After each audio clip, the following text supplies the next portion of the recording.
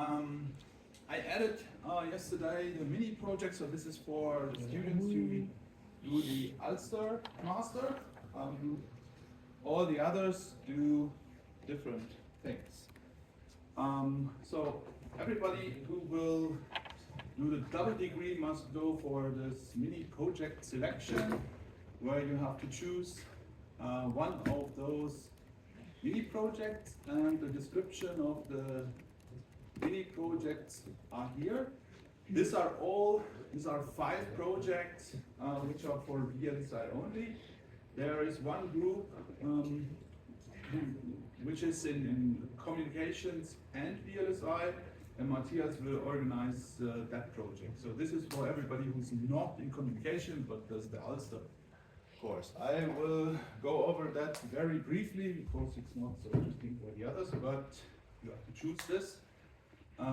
This will be open, I think, till tomorrow. First thing is the linear feedback shift register. You've done that with Hans Ferber, and the purpose of this project is to investigate the properties of the LFSR in simulation and in hardware. So for a very long LFSR, simulation takes ages, so we do this on FPGA. The next project is memory built-in self-test, and the plan is to design a memory tester in hardware based on this publication, very old, but this is a thing to do the production test of memories on chip, so not from something outside. You can run a test and then check whether the memory is working or not. That's the second one. Then here, a power estimator. This is a hardware design where you sum up samples, square them, and then reduce them and do with that the power estimation. This is used in automatic gain control systems where you need to get an estimate of the power. So you design that, you simulate that, and you show that it's working. The number 4, so the first 3 were all more or less RTL and FPGA related. And the mini project number 4 is a comparison of different implementations for register 5 for a RISC-V processor. So RISC-V has 32 general purpose registers internally. Each is 32-bit wide. So you have like 1000 bits and 1K bits in the register file. And the idea is to compare that what we already kind of started here in the course, comparing flip-flops from standard cells versus macros. And here you do a comparison between 3 things, and you do the full thing. So not only the basic flip-flop area, but building the complete memory, including read out and write control. And the 3 options are flip-flop based, 2 dual port RAMs from the macro cell library, and an open road RAM compiler, which should use special placement and routing for memory structures, but it uses standard cell design. So that's number 4. And number 5 is playing with the open road tooling. So the idea is to show this impact of wire length and cell size, so the buffer size, on delay by manually placing 3 cells or a couple of cells and changing the distance, then routing it and showing what the impact on delay is. Then adding some additional cells to increase the load, and then show how that impacts the delay. Is that like a lot or not a lot? That's the plan. So this is also open road backend related. So these are 5 things, and you need to choose this if you are in Ulster. It's a group of 2. All the projects here are planned for 1 week full-time work. provide the report and then make the presentation. Okay, so this is the mini projects. If you have any questions regarding that, then ask me if you're not sure what to do there exactly, but then choose this one of those 5. Yesterday we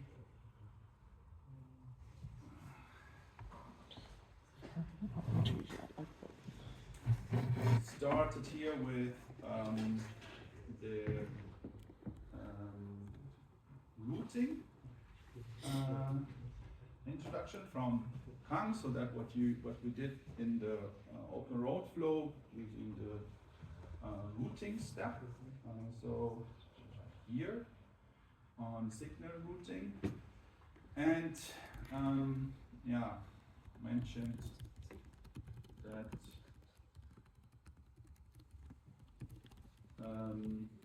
we have these 2 steps from global routing and detailed routing. I introduced this routing region idea, routing channels, and I ended at an algorithm.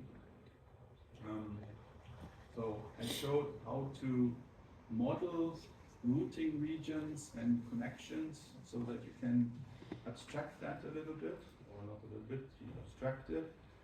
I mentioned that the routing is restricted to rectilinear routes, so not arbitrary things. I introduced the Steiner tree for special way how to route it. How to build that, I introduced this Hanan grid where the possible Steiner points can be computed up front for this constrained rectilinear system, and how the pin locations for the standard cells which are placed are then abstracted to occupy a routing cell, so this grid cell here, so not the detailed position of it anymore, but something more general, and introduced this heuristic algorithm how to build this Steiner tree, starting from the 2 closest points and then going stepwise forward, so that you finally connect all those pins with a short connection path. So here you build this Steiner tree.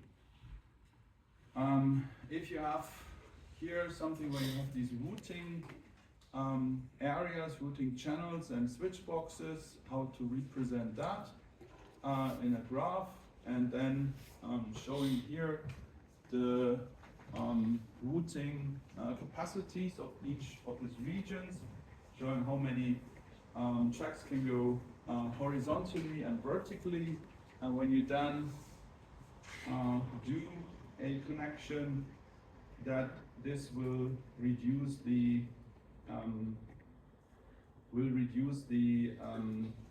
routing resources because you occupy already some of the regions.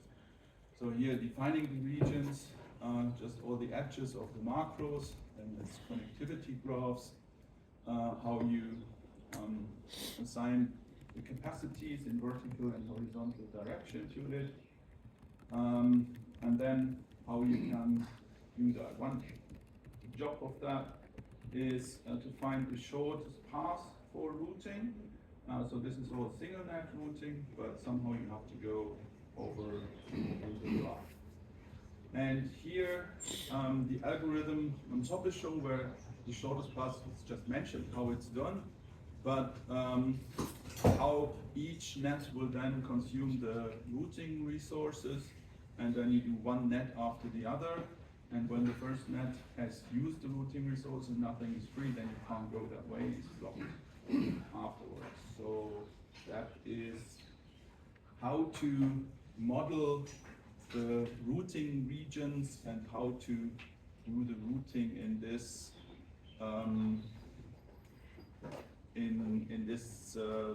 model. So one sub-step that was just shown previously is finding the shortest path, and that's where we stopped yesterday, and that is an algorithm that's called Dijkstra's algorithm. This algorithm can find in a graph the shortest path between two nodes. And this problem of finding the shortest path between two nodes is not only there in here VLSI routing problems, it's a pretty common problem. So this is also applied, for example, in network routing. So how do you find a route for an internet packet over several routers where you have different possibilities, connections, how can you do that? And this is an algorithm that you can use for that. So it's more general. And here is a rough overview of how this actually works. How does it find the shortest path? So input of the algorithm is a graph which has nodes and edges.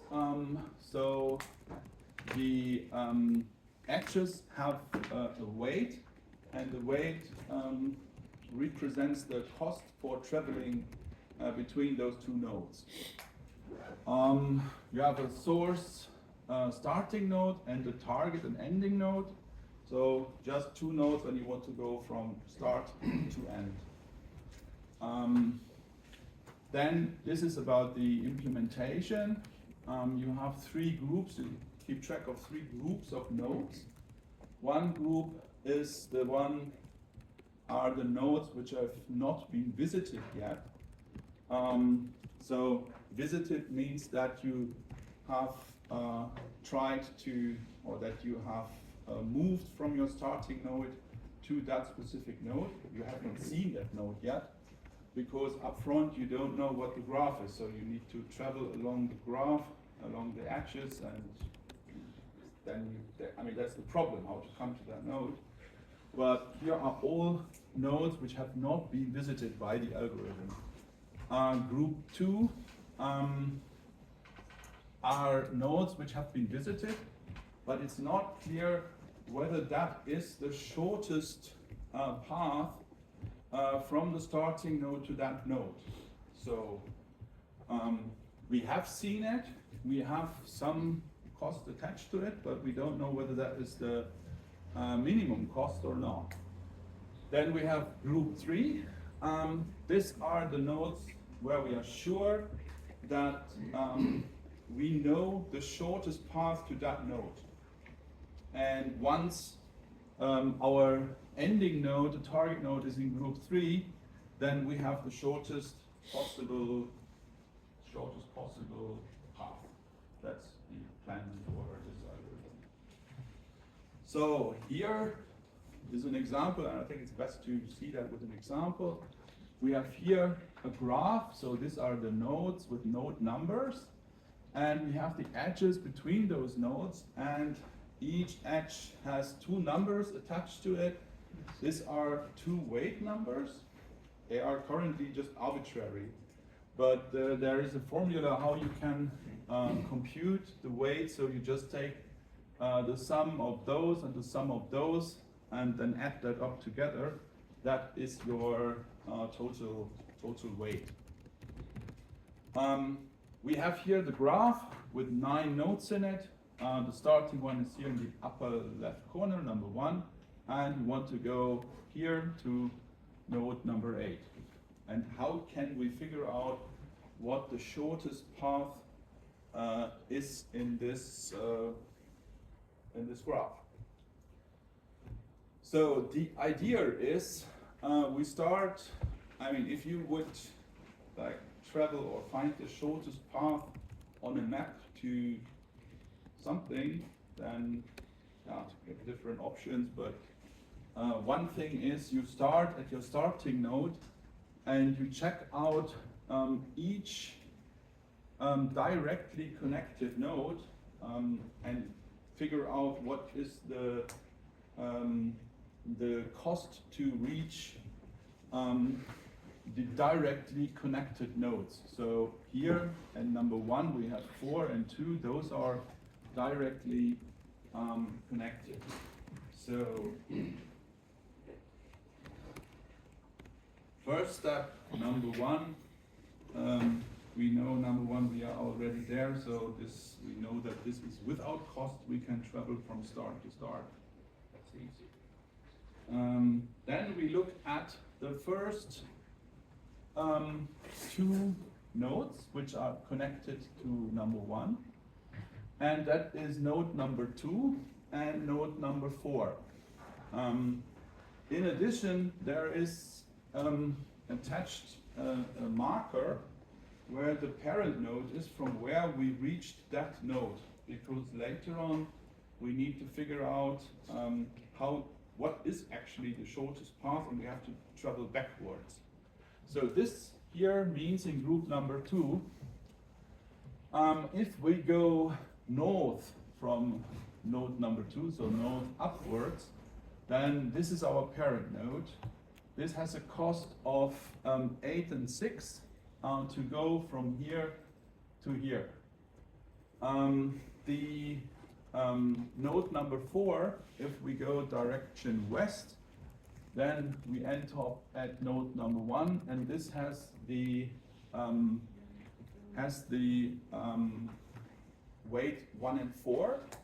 So these are two nodes which are in group number 2 because we visit them. We know what the cost is to travel to these two nodes.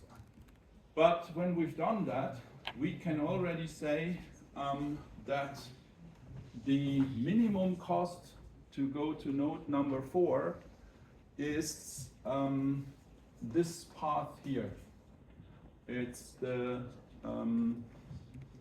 if we are at 4 and want to know how do we get to 1, then we know we have to go this way.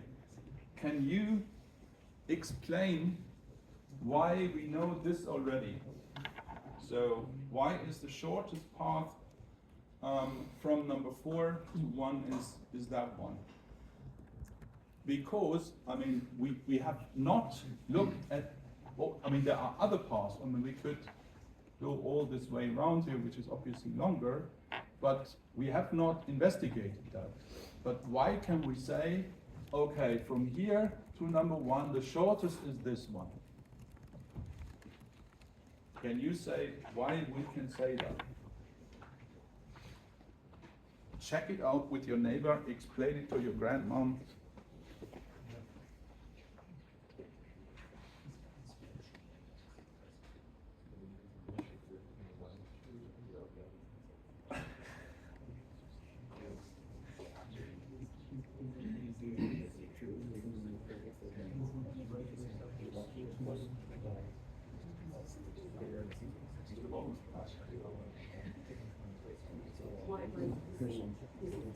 Guys, one before the shooting quarters.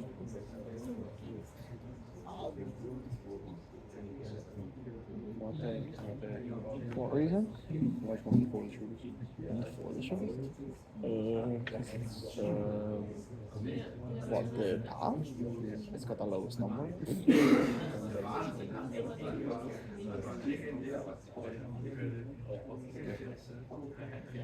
I had to guess, it's like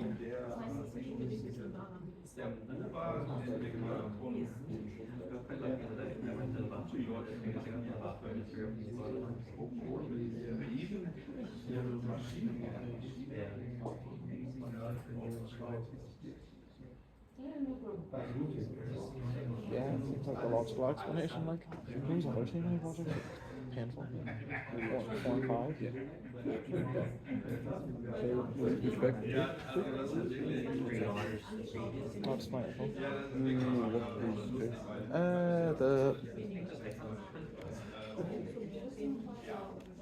The memory one?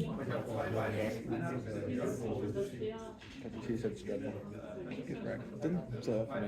So it was option 3, like, one's already taken, 3's already taken, multiple choices, 2. It said, like, it said this to me as well. Good project, I will only choose it over if you prefer this kind of work, and I don't mind that kind of work, so they're probably on equal footing. I was saying that one might be too easy. Three's the right amount of complexity, and I think two is as well. So I just don't want to do 4 or 5. So we've locked it in. Me and Ivan are doing it. I don't know what the fuck me and Caitlin are gonna do. I hope people will send one so that they can take it. Which is the end of the teaching, which is the teaching ends this week. But that Got reads them like until the before the ball. Went 3D5. So Did you actually look at the open road ones, or did you actually look at them? We cut and pasted on the second page, so it was better. Oh yeah, yeah. I did Control P on all the pages and gave it a.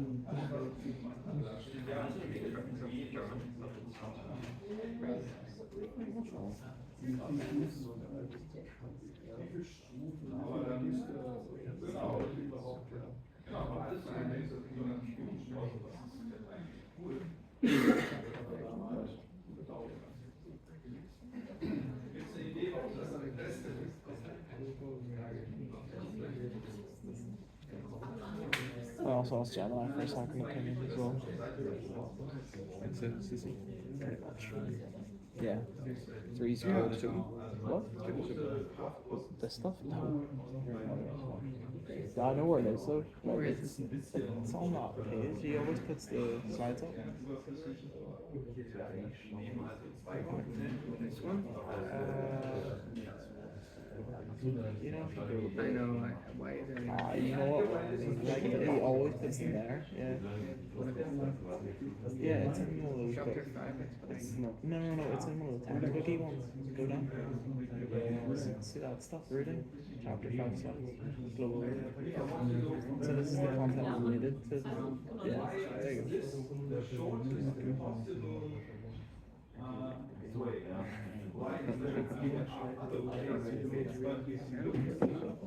Yeah, he's my fan too, that's to be fair. I prefer this stuff to the previous stuff we did, but I haven't listened to them.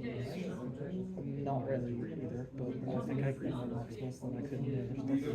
Because the other two things in code is painful. This is like, why is this path shorter than the other one? I wonder the numbers are something.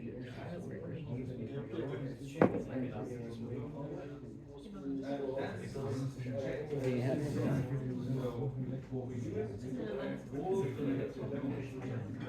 Oh, Peter's gonna crash out.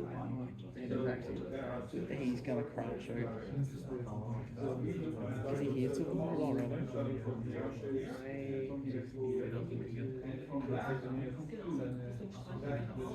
Horrendous. How are you getting on with Mimi's? Did you do any more when you were on homeschool, or? Yeah, played it. Shot down there. No. Go stuff. Yeah, I could tell by the time. Use Tommy Jones. Burgers? Burgers as well. Burgers with pesto in a naan bab, which was a unique combination, but it was pretty good. Never had a naan burger before. I had a waffle burger before, so. A waffle burger. Yeah. I love that. Here? You were there, you witnessed it. Is that here? I had one in America. There was a waffle chicken burger. It was scrumptious. Ours was not scrumptious. I was okay. It was better. I think it's better than a couple of McDonald's because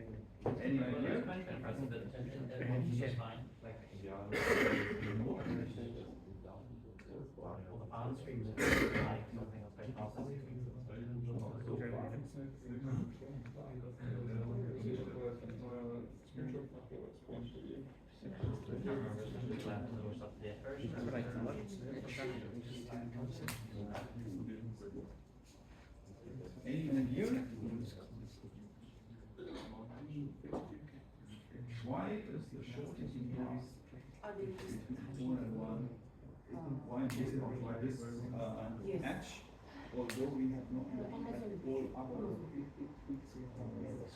Oder to one already this one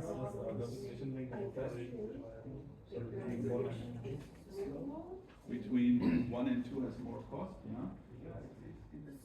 And why is that? The reason why this is the path is Then it would be the only other option to end at 1. no, you go 4, 5, 6, 1. Longer. You don't know Yeah, you start at 1, but you don't know. I mean, there are other paths that start from 4 and end at 1.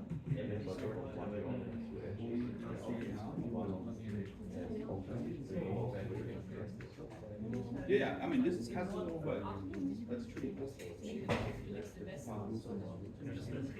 The fastest, but I mean, why would there be another path from 4 to 1 which has an even lower cost? I mean, the cost from 1 to 4 and from 1 to 2 are higher.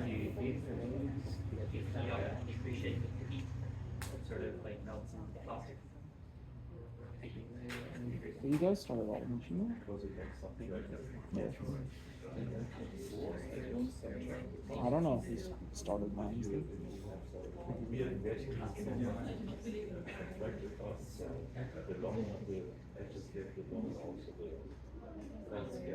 Okay, yeah.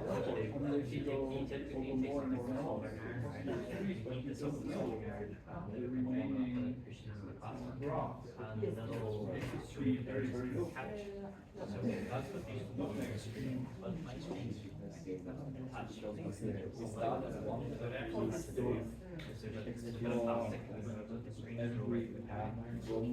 They drill a hole and then say metal it screws through. And we explore all the different paths starting from 1. Yeah, but I mean, the algorithm, you start with your first edge, and then you check what the cost is. Second one, you go first on the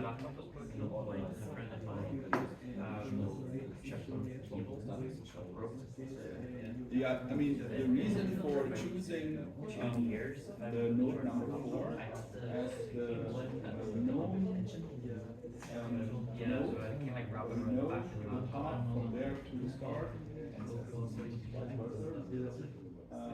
because that has the least cost.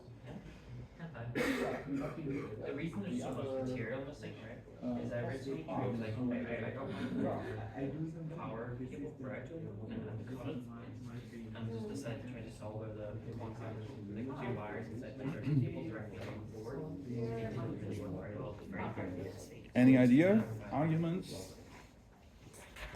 Just the most intuitive one is looking at one, you can see which one's the least cost. So you have 1.4 or equal 6. No, the weight calculation is different. It's not 1.4, it is 1 and 4. And you have this formula where you say you add 1 and 4, this is 5. And Yeah, well, yeah. you know, She gets 5, and then 14? Or would that be 8, 9, 6 together? Or 8, 5, 6 together? I mean, the cost for traveling from 1 to 2 will be 8 plus 6. Yeah. Okay. Okay, maybe this is so stupid that it's so obvious. Okay, so those two. You have an idea, what? You have an idea? Yeah, come on. So when we are at 4, we can already see right off the bat that, okay, we have our path to 4, which has a cost of 1 and 4. Yeah. No matter what other path we take, we are immediately over budget. We immediately fail if we know those paths. But you don't know those paths. I mean, you only know, at this stage, you don't know what the remaining graph looks like, because you have not visited that. Right, okay. So why can you say, whatever the remaining path looks like, this is the shortest? I think it's so stupid. I think we can go under 1. Hmm? We can't really go under 1. We cancel? We can't go under 1 and horizontal. Why would 1 and 2 not be less than 1 and 4? No, this is not. Huh? Don't confuse that. This is not routing Oh, right. capacity. is just an arbitrary weight which represents the cost to travel that path. And you add that just together. I mean, you could just, you know, put it back to one number, it would be the same. Okay, so the argument why, if you are at 4 and you want to go to 1, then you have to go this way. The argument is, okay, there might be other paths. We can go like all the way around here. We can go like here. We can go like.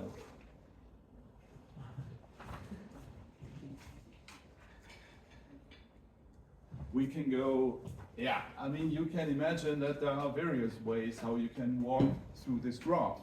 But all other paths through the graph need to go this way. So whatever there might be here, you have the minimum for all other paths is this edge here. If you don't want to go, I mean, you could also go here the same way back, but that would be useless.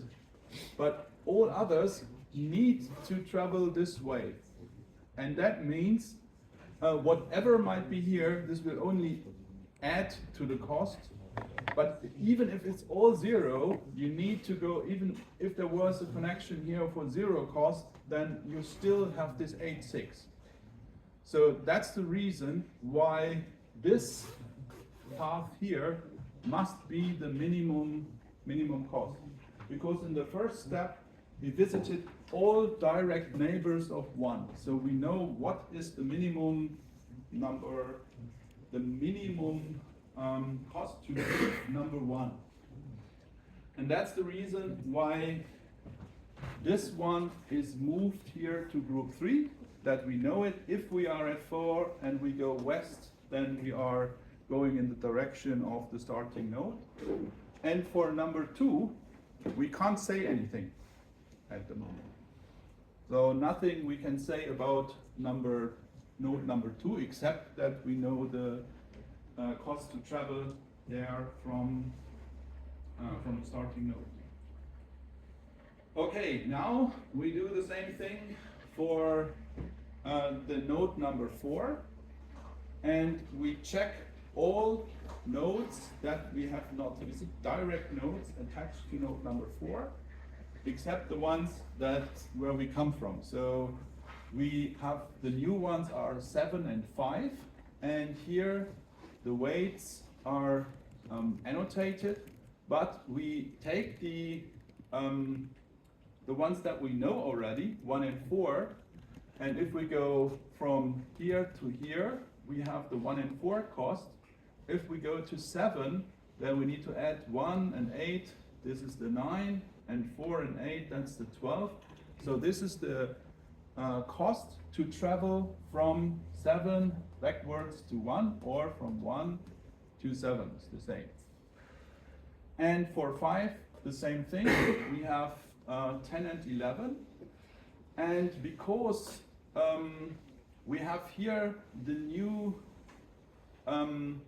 the node with the minimum cost in this list of group 2, we can say, okay, all the argument is the same. So all paths over to number 1 will have something higher than 2. So if we have, imagine that we have here just node number 6, and we could go for 3 to 7 to 5 and to 2, then 2 must be the minimum cost node that we need to go. All other paths with higher cost will add to the cost. And that's why node number 2 adds to the group number 3. We have visited it and we know, okay, this is the minimum one if we need to go over number 2. So now, next one, we look at 2.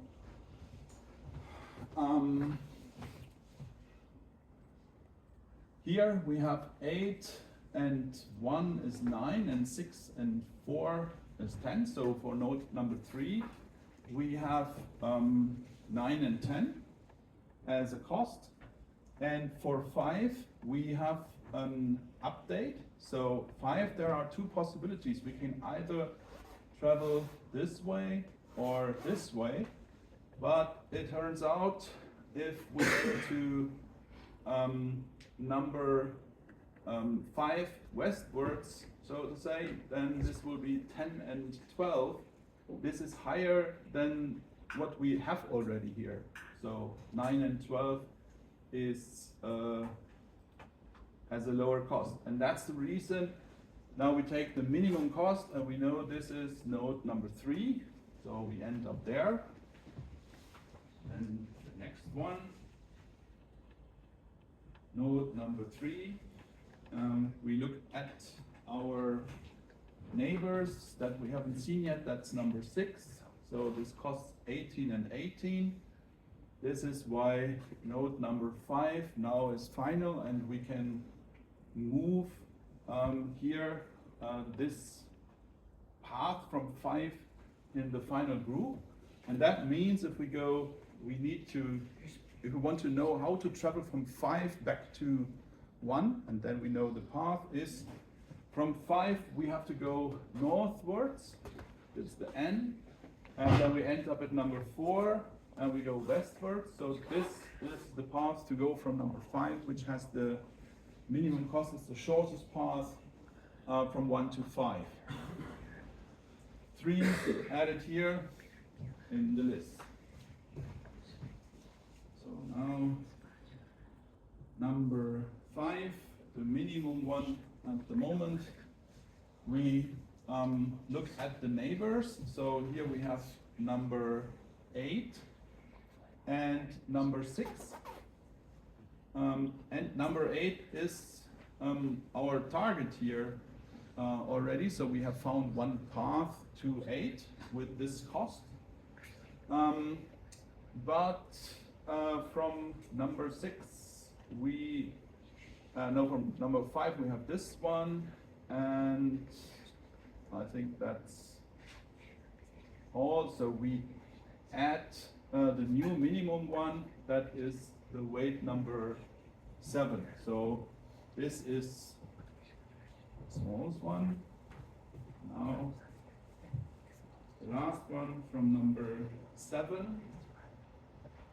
And if we here have number 8, we figure out that there is a new path to 8 which is shorter than the existing one that we have already found with 1240. This is the minimum cost in the overall list here, and that's why we can move this thing here to group number 3, and that means we know the shortest possible path in this graph.